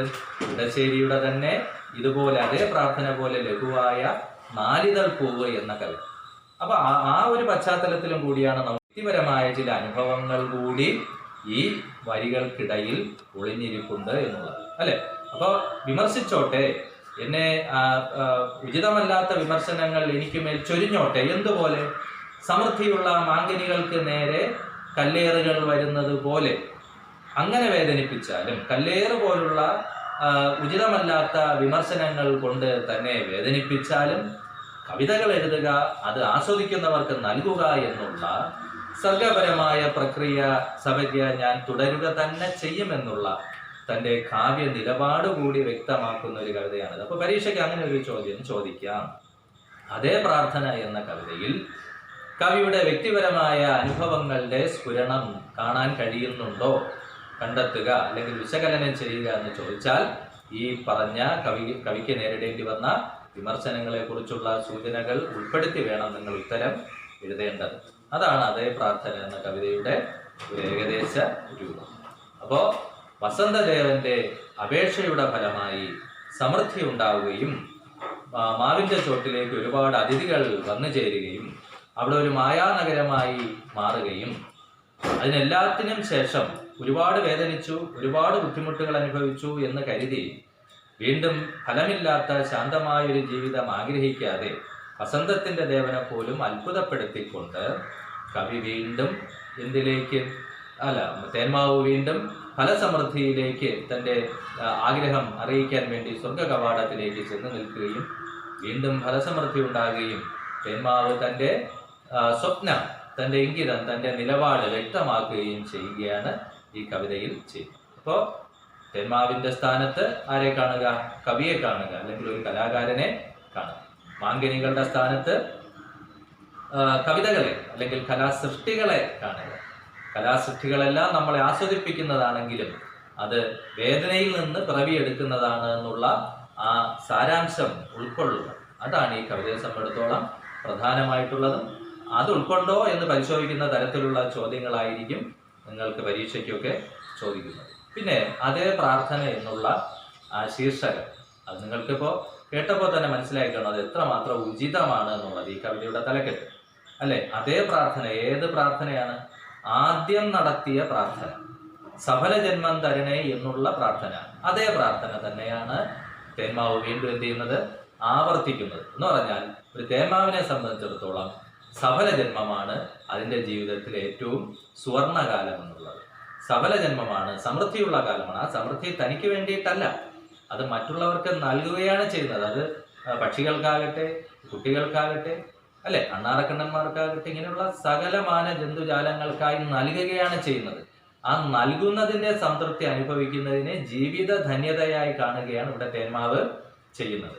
അത് കേവലം തേന്മാവിനെ കുറിച്ചുള്ള ഒരു പരാമർശമായിട്ട് മാത്രം നമ്മൾ എടുക്കണ്ട. അത് ഒരുപക്ഷെ കവിക്ക് തന്നെ നമുക്ക് നൽകാനുള്ള നമ്മുടെ സംസ്കാരത്തിന്റെ തന്നെ, ഭാരതീയ സംസ്കാരത്തിന്റെ തന്നെ അന്തസത്തയായ ഒരു സാരാംശമാണ്, അല്ലെ? കുമാരനാശാൻ പറയുന്നുണ്ടല്ലോ, അന്യജീവൻ ഉതകി സ്വജീവിതം ധന്യമാക്കും അമലേ വിവേകികൾ. ഈ വരികൾ ഞാൻ വെറുതെ പറഞ്ഞതല്ല. ഇത്തരം വരികൾ നിങ്ങൾക്ക് ഈ പാഠസന്ദർഭവുമായി താരതമ്യം ചെയ്യാൻ ചോദിക്കാവുന്നതാണ്. അന്യജീവൻ ഉതകി, മറ്റ് ജീവന് ഉപകാരപ്പെട്ട് സ്വജീവിതം, സ്വന്തം ജീവിതത്തെ ധന്യമാക്കും അമലേ വിവേകികൾ. വിവേകികളായിട്ടുള്ളവർ അങ്ങനെയാണ് തങ്ങളുടെ ജീവിതത്തെ ധന്യമാക്കുന്നത്. എങ്ങനെ? മറ്റുള്ളവർക്ക് ഉപകാരപ്പെട്ട്. അപ്പൊ ആ വരികൾ തന്നിട്ട് നിങ്ങളുടെ പാഠപുസ്തകത്തിൽ ഇല്ലാത്ത വരികളാണ് എന്ന് കരുതി അത് നിങ്ങൾ ആശങ്കപ്പെടേണ്ട കാര്യമില്ല. അത്തരം പുറത്തു നിന്നുള്ള വരികൾ ചോദിച്ചിട്ട് അതിനെ പാഠസന്ദർഭവുമായി ബന്ധപ്പെടുത്തി താരതമ്യം ചെയ്യാൻ ചോദിക്കും. അത്തരത്തിലുള്ള വരികളാണ് ഞാൻ സൂചിപ്പിച്ചതെല്ലാം. ഏത്? അന്യജീവനുതകി സ്വജീവിതം ധന്യമാക്കും അമലേ വിവേകികൾ എന്നുള്ള കുമാരനാശാന്റെ വരികൾ അതേ പ്രാർത്ഥന എന്ന കാവ്യസന്ദർഭവുമായി ബന്ധപ്പെടുത്തി വിശകലനം ചെയ്യുക എന്ന് ചോദിച്ചാൽ ഈ കവിയുടെ ഈ നിലപാട് തന്നെയാണ്, ആശാൻ പറയുന്ന ഈ അഭിപ്രായം തന്നെയാണ് ഇവിടെ തേന്മാവും വച്ചു പുലർത്തുന്നത് എന്ന് നിങ്ങൾക്ക് സമർത്ഥിക്കാൻ തീർച്ചയായിട്ടും കഴിയും. അപ്പോൾ ഇങ്ങനെ താരതമ്യം ചെയ്യാനുള്ള ചോദ്യങ്ങൾ സാധാരണഗതിയിൽ ചോദിക്കുന്നതാണ്. പിന്നെ നിങ്ങൾ ശ്രദ്ധിക്കേണ്ട ചില പ്രയോഗങ്ങളാണ്. ഏത്? സമൃദ്ധി മുറ്റിടും തോറും കുനിയുക, നമ്മൾ ഇടയ്ക്ക് പറഞ്ഞത്. അത് നമ്മുടെ ജീവിത സന്ദർഭത്തിൽ എത്രത്തോളം ഉപകാരപ്രദമാണ്, അല്ലെങ്കിൽ എത്രത്തോളം നമുക്ക് ഉൾക്കൊള്ളാൻ സാധിക്കും, അത് നൽകുന്ന ജീവിത പാഠം എന്താണ്, പ്രകൃതി നൽകുന്ന പാഠം എന്താണ്, അത് നിങ്ങൾക്ക് പറയാവുന്നതാണ്. നമുക്ക് സമൃദ്ധി ഉണ്ടാകുമ്പോൾ, സമ്പത്തുണ്ടാകുമ്പോൾ, സൗഭാഗ്യങ്ങൾ ഉണ്ടാകുമ്പോൾ നമ്മൾ കൂടുതൽ കൂടുതൽ എളിമയുള്ളവരായി, വിനയമുള്ളവരായി മാറണം. അങ്ങനെ എളിമയുടെ, വിനയത്തിൻ്റെ, ലാളിത്യത്തിൻ്റെ പാഠമാണ് ഇവിടെ സമൃദ്ധിയിൽ കുനിയുന്ന മാവ് നമുക്ക് നൽകുന്നത്, അല്ലെങ്കിൽ നമ്മുടെ മുമ്പിൽ കാട്ടുന്നത്. സമൃദ്ധി മുറ്റിടും തോറും കുനിയുക. അതുപോലെ നമ്മൾക്ക് ഉപകരിക്കുന്നവരോട് നമ്മൾ നന്ദിയുള്ളവരായി തീരുക, അല്ലെ? പ്രത്യുപകാരം മറക്കുന്ന പുരുഷൻ ചത്തതിനൊക്കുമേ ജീവിച്ചിരിക്കലും എന്നുള്ള കവിവാക്യം നിങ്ങൾ കേട്ടിട്ടുണ്ടായിരിക്കും. അപ്പൊ ഇവിടെ ഭൂമിയാണ് മാവിന്റെ നിലനിൽപ്പിന് ആധാരം, ഫലസമൃദ്ധിക്ക് ആധാരം. താൻ്റെ വേരുകൾ പടർന്നിറങ്ങിയിരിക്കുന്നത് ഭൂമിയുടെ ആഴങ്ങളിലേക്കാണ്. അങ്ങനെയുള്ള ഭൂമിദേവിയോടുള്ള ഈ തേന്മാവിന്റെ ആദരമാവാം, ഭൂമിദേവിയെ വണങ്ങുകയാവാം തൻ്റെ ചില്ലകൾ താഴ്ത്തിക്കൊണ്ട്. അപ്പൊ അവിടെ കിട്ടുന്ന ജീവിത പാഠവും അത് തന്നെയാണ്. എന്ത്? സമൃദ്ധി ഉണ്ടാകുമ്പോൾ, സമ്പത്തുണ്ടാകുമ്പോൾ, സൗഭാഗ്യങ്ങൾ ഉണ്ടാകുമ്പോൾ നാം കൂടുതൽ എളിമയുള്ളവരായി, ലാളിത്യമുള്ളവരായി, വിനയമുള്ളവരായി മാറും. അപ്പോൾ അവിടെ ആ വരി തന്നിട്ട്, സമൃദ്ധി മുറ്റിടും തോറും കുനിയുക എന്നുള്ള വരി തന്നിട്ട് വിശകലനം ചെയ്യാൻ ചോദിച്ചാൽ അവിടെ നിന്ന് കിട്ടുന്ന പാഠം എന്താണെന്ന് ചോദിച്ചാൽ എന്താണ്? ലാളിത്യത്തിന്റെ പാഠം, എളിമയുടെ പാഠം, അല്ലെ? വിനയത്തിന്റെ പാഠം, ലാളിത്യത്തിന്റെയും എളിമയുടെയും പാഠം. അതുപോലെ ഉരുളൻ കല്ലുകൾക്ക് ചിറക് വന്നു എന്ന പ്രയോഗം, അത് ആ അചേതനമായ കല്ലെടുത്തെറിയുന്ന ആ ഒരു ദൃശ്യത്തിന് നമ്മുടെ മനസ്സിൽ ഒരു സജീവമായ ഒരു ചിത്രമാക്കി, ഒരു ചലനാത്മകമായ ഒരു ചിത്രമാക്കി മാറ്റാൻ കവിക്ക് കഴിഞ്ഞിരിക്കുന്നു. കല്ലുകൾക്ക് ചിറക് വന്നു എന്ന പ്രയോഗമുണ്ട്, അല്ലെ? ഇപ്പൊ അതിനെയാണ് നമ്മൾ വാങ്മയ ചിത്രം എന്നൊക്കെ പറയുന്നത്. ഇപ്പൊ വാക്കുകൾ കൊണ്ട് ചലനാത്മകമായ ഒരു ചിത്രം, വെറും ചിത്രമല്ല, ചലനാത്മകമായ ഒരു ചിത്രം നമ്മുടെ മനസ്സിൽ സൃഷ്ടിക്കാൻ ആ പ്രയോഗത്തിന് കഴിയും, അല്ലെ? അത് ഓർമ്മിക്കുക. എന്താണ്? വാക്കുകൾ കൊണ്ട് ചലനാത്മകമായ ഒരു ചിത്രം നമ്മുടെ മനസ്സിൽ സൃഷ്ടിക്കാൻ ആ പ്രയോഗത്തിന് കഴിയും. അതുപോലെ സമൃദ്ധി തൻ കണ്ണീർ എത്ര പൊളിച്ചാലും മരം, ദരിദ്രന്റെ മരവിപ്പാണ് അസഹനീയം എന്നുള്ള വരികളിലൂടെ കവി ഉദ്ദേശിക്കുന്ന നിലപാട് എന്താണ്, തന്റെ കാവ്യ നിലപാട് എന്താണ്, അത് പറയാൻ സാധിക്കും, അല്ലെ? കവിയും അത് തന്നെയാണ്, മാവിനെ പോലെ തന്നെയാണ്. വേദനിപ്പിച്ചാലും, മനസ്സെരിഞ്ഞാലും, മറ്റുള്ളവരുടെ ക്ഷുദ്ര വിമർശനങ്ങൾ ഏറ്റുവാങ്ങേണ്ടി വന്നാലും കവിത എഴുതുക, അത് അനുവാചകർക്ക് നൽകുക, അവർ വായിച്ച് ആസ്വദിക്കുന്നത്, സംതൃപ്തിപ്പെടുന്നത് കാണുക എന്നുള്ളതാണ് എൻ്റെ ജീവിതത്തിന്റെ ധന്യത എന്ന് കവി ഇവിടെ എന്ത് ചെയ്യുന്നു? വിശ്വസിക്കുന്നു. അപ്പൊ ഇതൊക്കെയാണ് ഈ പാഠഭാഗത്തിൽ നിങ്ങൾ ശ്രദ്ധിക്കേണ്ടതായ കാര്യം. ഇപ്പൊ തുടർന്ന് അപ്പൊ ഇതിന്റെ ഒരു ഞാനിപ്പോ വെറുതെ വായിക്കുകയാണ് ചെയ്തത്. നിങ്ങൾ ഈ കവിത പാഠപുസ്തകം നോക്കി ഇതിന്റെ വൃത്തം, നദോന്നത വൃത്തം നിങ്ങൾക്ക് സുപരിചിതമാണ്. നദോന്നത വൃത്തം, അതായത് നമ്മൾ സാന്ദ്ര സൗഹൃദം 8ാം ക്ലാസ്സിലൊക്കെ പഠിച്ച വഞ്ചിപ്പാട്ടിന്റെ വൃത്തമായ നദോന്നത വൃത്തത്തിൽ എന്ത് ചെയ്യുക? ചൊല്ലി നോക്കുക. അപ്പോൾ നദോന്നത വൃത്തം അറിയാമല്ലോ, വഞ്ചിപ്പാട്ട്, കുചേലവൃത്തം വഞ്ചിപ്പാട്ട് കൊണ്ട് സുപരിചിതമായ, നിങ്ങൾ തന്നെ കഴിഞ്ഞ വർഷം 8ാം ക്ലാസ്സിൽ പഠിച്ച സാന്ദ്ര സൗഹൃദം എന്ന പാഠഭാഗത്തിന്റെ രചനയിൽ കാണുന്ന അതേ താളം നദോന്നത വൃത്തത്തിൽ എന്ത് ചെയ്യുക? ഇത് ചൊല്ലി നോക്കുക. അപ്പൊ ഇതൊക്കെ നിങ്ങൾക്ക് വീട്ടിലിരുന്ന് ചെയ്യാവുന്നതാണ്. ഈ പറഞ്ഞ പ്രയോഗങ്ങൾ വിശകലനം ചെയ്യുക, ശീർഷകത്തിന്റെ പൊരുൾ എഴുതി നോക്കുക, പിന്നെ സമൃദ്ധിതൻ കണ്ണീർ എത്ര പൊളിച്ചാലും മരം എന്നുള്ള വരികൾ വിശകലനം ചെയ്ത് കുറിപ്പ് തയ്യാറാക്കുക. ഇതൊക്കെ നിങ്ങൾക്ക് സ്വന്തമായി ചെയ്യാവുന്നതാണ്. ഇനി നമുക്ക് മറ്റൊരു പാഠത്തിലേക്ക് കടക്കാം എന്ന് കരുതുന്നു. ഇപ്പോൾ നമ്മളൊരു കഥയല്ലേ പഠിച്ചത്, ഒരു ചെറുകഥ. ചെറുകഥകളും നിങ്ങൾ ചെറിയ ക്ലാസ്സുകളിൽ ധാരാളം പഠിച്ചിട്ടുള്ളതാണ്, നിങ്ങൾക്ക് സുപരിചിതമാണ്. ഇത് നമ്മുടെ ഈ കാലഘട്ടത്തിലെ ഒരു എഴുത്തുകാരൻ, യുവ എഴുത്തുകാരൻ സുസ്മേഷ് ചന്ദ്രോത്ത്, ഒരു പക്ഷേ നിങ്ങൾക്ക് അദ്ദേഹത്തിന്റെ പേരത്ര സുപരിചിതമായിരിക്കില്ല. കാരണം അദ്ദേഹം ഇപ്പോഴത്തെ ഈ കാലഘട്ടത്തിലെ എഴുത്തുകാരനാണ്. അദ്ദേഹത്തിന്റെ കഥകളൊക്കെ പാഠപുസ്തകങ്ങളിൽ വന്ന് തുടങ്ങുന്നതേ ഉള്ളൂ. അപ്പോൾ ഈ വർത്തമാനകാലത്തെ ഒരു എഴുത്തുകാരനായ വ്യത്യസ്തങ്ങളായ രചനകൾ കൊണ്ട് നമ്മുടെ മലയാള സാഹിത്യത്തിൽ, അതായത് നോവലിന്റെയും ചെറുകഥയുടെയൊക്കെ മേഖലയിൽ ഇടം പിടിച്ച ഒട്ടേറെ പുരസ്കാരങ്ങൾ ചുരുങ്ങിയ കാലഘട്ടം കൊണ്ട് തന്നെ നേടിയ ഒരു കഥാകൃത്താണ്, നോവലിസ്റ്റാണ് സുസ്മേഷ് ചന്ദ്ര. അദ്ദേഹത്തിന്റെ മരണവിദ്യാലയം എന്ന സമാഹാരത്തിൽ നിന്നുള്ള ഒരു കഥയാണ് നിങ്ങളുടെ അടുത്ത പാഠഭാഗം. ഹരിതമോഹനം എന്നാണ് ആ കഥയുടെ പേര്, ഹരിതമോഹനം. അപ്പോ അത് ഏത് സമാഹാരത്തിൽ നിന്നുള്ളതാണ്? മരണവിദ്യാലയം എന്ന സമാഹാരം. പുസ്തകത്തിന്റെ പേര് മരണവിദ്യാലയം. അതിലുള്ള പല കഥകളിൽ ഒന്നാണ് ഹരിതമോഹനം എന്ന ഈ ചെറുകഥ. അപ്പൊ അദ്ദേഹത്തിന്റെ ചില നോവലുകളൊക്കെ തന്നെ പേരുകൾ പോലും സവിശേഷമാണ്, അല്ലെങ്കിൽ കൗതുകകരമാണ്. അദ്ദേഹത്തിന്റെ ഒരു നോവലിന്റെ പേര് ഡി എന്നാണ്, ഡി. അതുപോലെ 9, 9 നോവലിന്റെ പേരാണ്. ഇങ്ങനെ പേരുകളിൽ പോലും വളരെയധികം പുതുമ പുലർത്തുന്ന, പ്രമേയത്തിലും അതുപോലെ തന്നെ പേരുകൾ പോലെ തന്നെ പ്രമേയത്തിലും പുതുമ പുലർത്തുന്ന, നമ്മുടെ ഇന്നത്തെ ഈ വർത്തമാനകാല ജീവിത പ്രതിസന്ധികളോടും പ്രശ്നങ്ങളോടും ഒക്കെ വളരെ സാർത്ഥകമായി പ്രതികരിക്കുന്ന ഒരു എഴുത്തുകാരനാണ് സുസ്മേഷ് ചന്ദ്രവത്ത് എന്ന കഥാകൃത്ത് അല്ലെങ്കിൽ നോവലിസ്റ്റ്. ഈ ഹരിതമോഹനം എന്ന കഥയും അതിന് ഉദാഹരണം തന്നെയാണ്. ഇപ്പോൾ നമുക്കറിയാം, നമ്മളൊരു നഗര സംസ്കാരത്തിലാണ്, അല്ലെ? നമ്മുടെ സംസ്കാരം എന്തെന്ന് ചോദിച്ചാൽ ഒരു നാഗരിക സംസ്കാരം. നമ്മുടെ ഗ്രാമങ്ങൾ പോലും നഗരവൽക്കരണത്തിന് അതിവേഗം വിധേയമായി കൊണ്ടിരിക്കുന്ന ഒരു കാലഘട്ടത്തിലാണ് നമ്മൾ ജീവിക്കുന്നത്. മറ്റൊരു രീതിയിൽ പറഞ്ഞാൽ, ഗ്രാമങ്ങളും അതുപോലെ നഗരങ്ങളും തമ്മിലുള്ള അതിർവരമ്പ് വളരെ നേർത്ത് വരുന്നു. ഏതാണ് ഗ്രാമം ഏതാണ് നഗരമെന്ന് തിരിച്ചറിയാനാവാത്ത വണ്ണം നഗരവൽക്കരണത്തിന് പെട്ടെന്ന് ഗ്രാമങ്ങൾ പോലും വിധേയമായി കൊണ്ടിരിക്കുന്നു. അങ്ങനെ ഒരു സന്ദർഭത്തിൽ, കേരളം പോലുള്ള ഒരു സമൂഹത്തിൽ നമ്മൾ കുറെ കാലങ്ങളായി കാണുന്നതാണ്, നമ്മൾ പറയാറില്ലേ, ഫ്ലാറ്റ് സംസ്കാരം, അല്ലെ? നമ്മൾ നഗരങ്ങളിലൊക്കെ കാണുന്നതാണ് പടുകൂറ്റൻ കെട്ടിട സമുച്ചയങ്ങൾ. അതിൽ ഒട്ടേറെ പേർ കുടുംബങ്ങളായി താമസിക്കുന്ന ഫ്ലാറ്റുകൾ. അപ്പൊ ഈ ഫ്ലാറ്റുകൾ എന്തുകൊണ്ടുണ്ടാകുന്നു എന്ന് ചോദിച്ചാൽ നമുക്കറിയാം, വളരെ ചെറിയ ഒരു സംസ്ഥാനമാണ് അല്ലെങ്കിൽ ഒരു പ്രദേശമാണ് നമ്മുടെ കേരളം. അതുപോലെ തന്നെ ജനസാന്ദ്രതയിലും നമ്മൾ ഒട്ടും പിന്നിലല്ല. അപ്പൊ അങ്ങനെയുള്ള സന്ദർഭത്തിൽ ഒട്ടേറെ പേർക്ക് താമസിക്കാൻ, വെവ്വേറെ വീടുകൾ വെച്ച് താമസിക്കാനുള്ള സ്ഥലപരിമിതി, ഭൂമിയുടെ ദൗർലഭ്യം ഉണ്ടാകുമ്പോൾ നമ്മൾ എന്ത് ചെയ്യേണ്ടി വരുന്നു? ഫ്ലാറ്റ് പോലുള്ള സംവിധാനങ്ങളിലേക്ക് സ്വാഭാവികമായും ഇഷ്ടമുണ്ടെങ്കിലും ഇല്ലെങ്കിലും മാറേണ്ടതായിട്ട് വരുന്നു. അങ്ങനെ ഒരു ചെറിയ സംസ്ഥാനമായ ജനസാന്ദ്രതയുള്ള കേരളത്തെ സംബന്ധിച്ചിടത്തോളം ഫ്ലാറ്റുകൾ എന്ന് പറയുന്നത് ഇന്നൊരു ജീവിത യാഥാർത്ഥ്യമാണ്.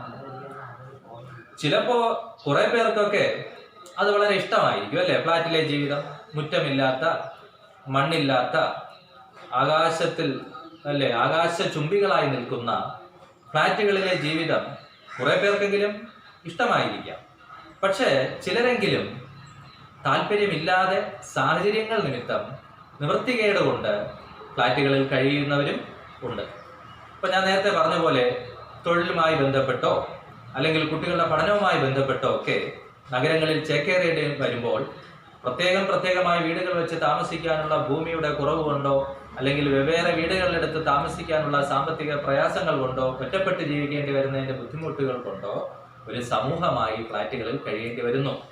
പക്ഷേ ഇവിടെ നമ്മുടെ കഥയിലെ പ്രധാന കഥാപാത്രമായ അരവിന്ദാക്ഷൻ ഫ്ലാറ്റിലെ ജീവിതം ഇഷ്ടപ്പെട്ട് അവിടെ ജീവിക്കുന്ന ഒരാളല്ല. പച്ചപ്പുള്ള, ഹരിതാഭമായ,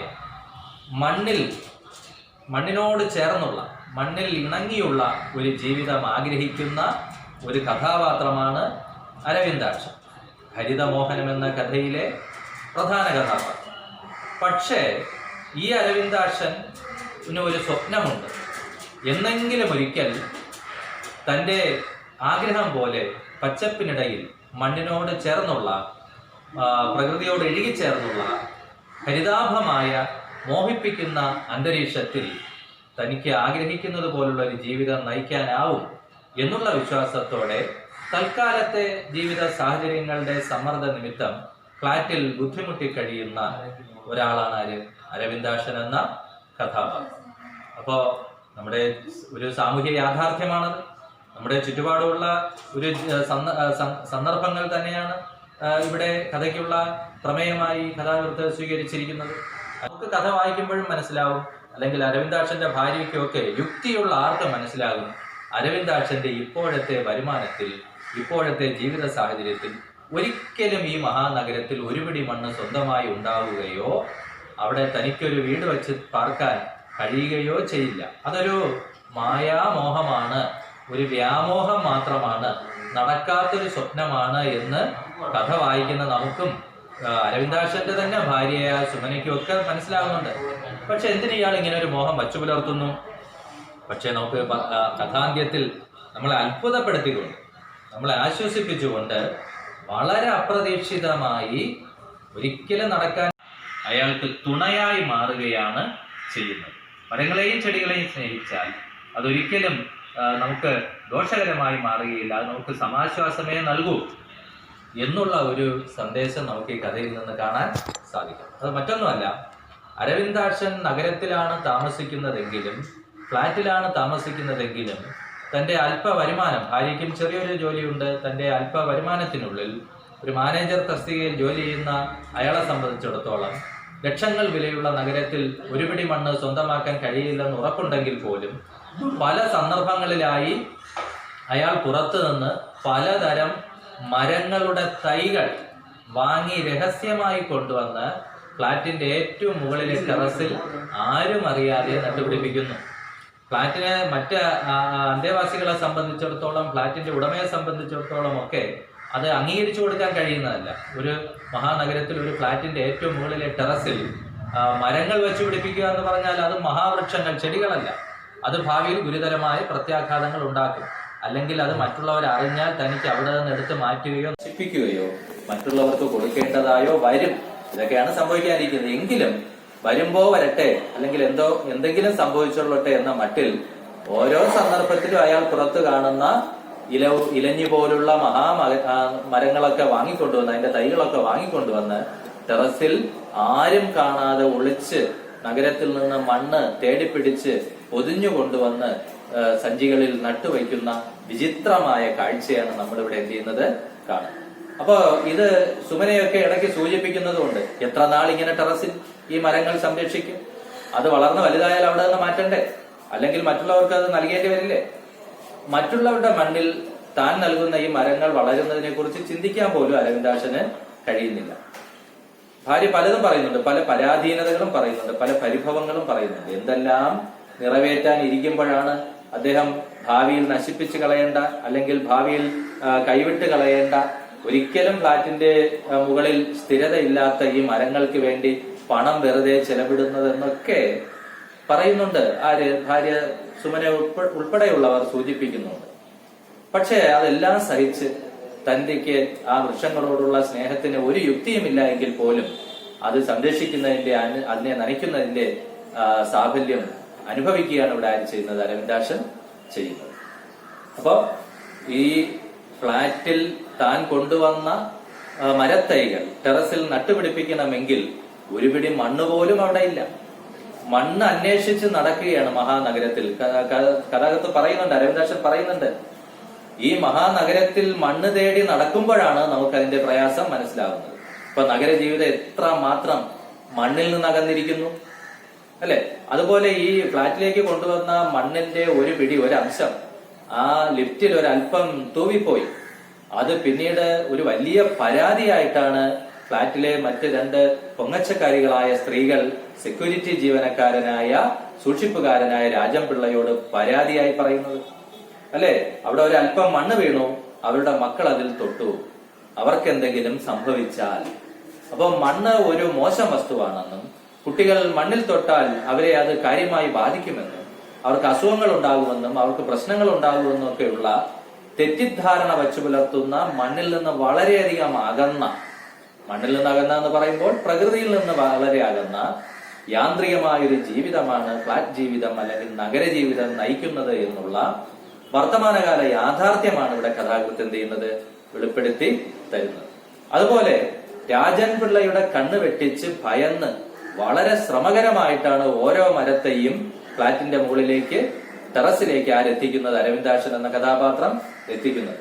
അവിടെയെല്ലാം മറ്റുള്ളവരെ ഭയന്നും അതുപോലെ മറ്റുള്ളവരുടെ കണ്ണുവെട്ടിച്ചുമൊക്കെ അരവിന്ദാക്ഷൻ തന്റെ മരങ്ങൾ എങ്ങനെയെങ്കിലും തളിരിടുന്നതും പൂവിടുന്നതും കാണണമെന്ന് ആഗ്രഹിച്ച് ചെയ്യുന്ന മറ്റുള്ളവരുടെ കണ്ണിൽ കുറ്റകരമായ ഈ പ്രവൃത്തി ഒടുവിൽ അയാളെ ഫ്ളാറ്റിൽ നിന്ന് ഇറക്കി വിടേണ്ടുന്ന അല്ലെങ്കിൽ ഈ മരങ്ങൾ എടുത്ത് മറ്റുള്ളവർക്ക് നൽകേണ്ടുന്ന, നശിപ്പിച്ചു കളയേണ്ടുന്ന ഒരു സ്ഥിതിയിൽ കൊണ്ട് എത്തിക്കുമെന്ന് നമ്മൾ വായനക്കാർ കരുതിയെങ്കിൽ അത് തെറ്റി അവസാനം വളരെ അപ്രതീക്ഷിതമായി അയാൾക്ക് തന്റെ നഗരത്തിൽ സ്വന്തമായൊരു മണ്ണും വീടും മരങ്ങളുടെ ഇടയിലുള്ള ജീവിതവും എന്ന സ്വപ്നം സഫലമാവുകയാണ് ചെയ്യുന്നത്. അതിലേക്ക് വരാം. നമുക്ക് പാഠഭാഗത്തിന്റെ ഒരു ഭാഗം നോക്കാം. തുടക്കം ഇങ്ങനെയാണ്: ഈ ഭൂമിയെ സംബന്ധിച്ച ചില ആലോചനകളിലാണ്ട് കിടക്കുകയായിരുന്നു ഞാൻ. ഇന്ത്യക്കാരും ബ്രിട്ടീഷുകാരും അതിലൊരിടത്തും ഉണ്ടായിരുന്നില്ല. ഭൗമോപരിതലത്തിലെ മഹാജീവജാലങ്ങൾ മാത്രം. കാനന നിഗൂഢതകൾ ഒരു ചലച്ചിത്രത്തിലെന്നതുപോലെ എന്റെ മുന്നിൽ മറയുകയായിരുന്നു യഥേഷ്ടം. മനസ്സിന്റെ ഗ്രാഫിക്സ് ഉപയോഗിച്ചുള്ള സ്വപ്ന സദൃശമായ ദൃശ്യങ്ങൾ.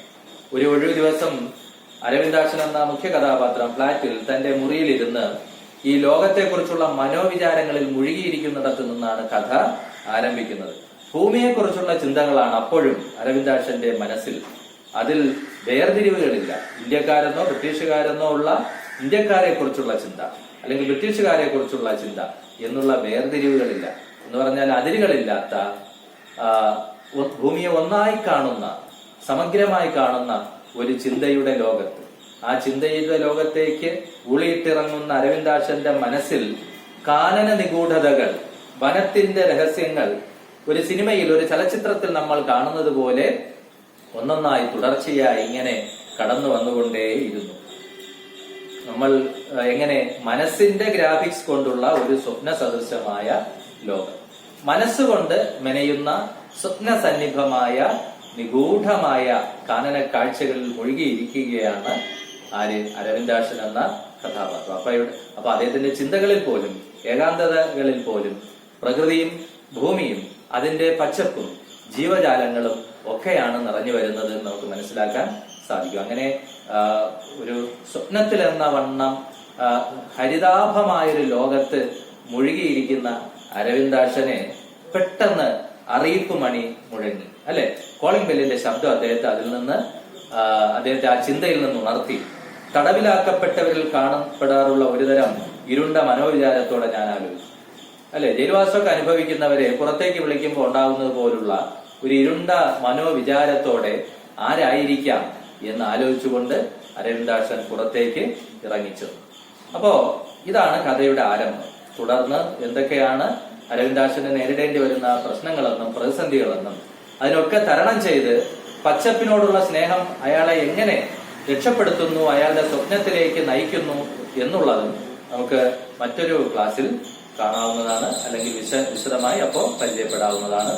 നന്ദി, നമസ്കാരം.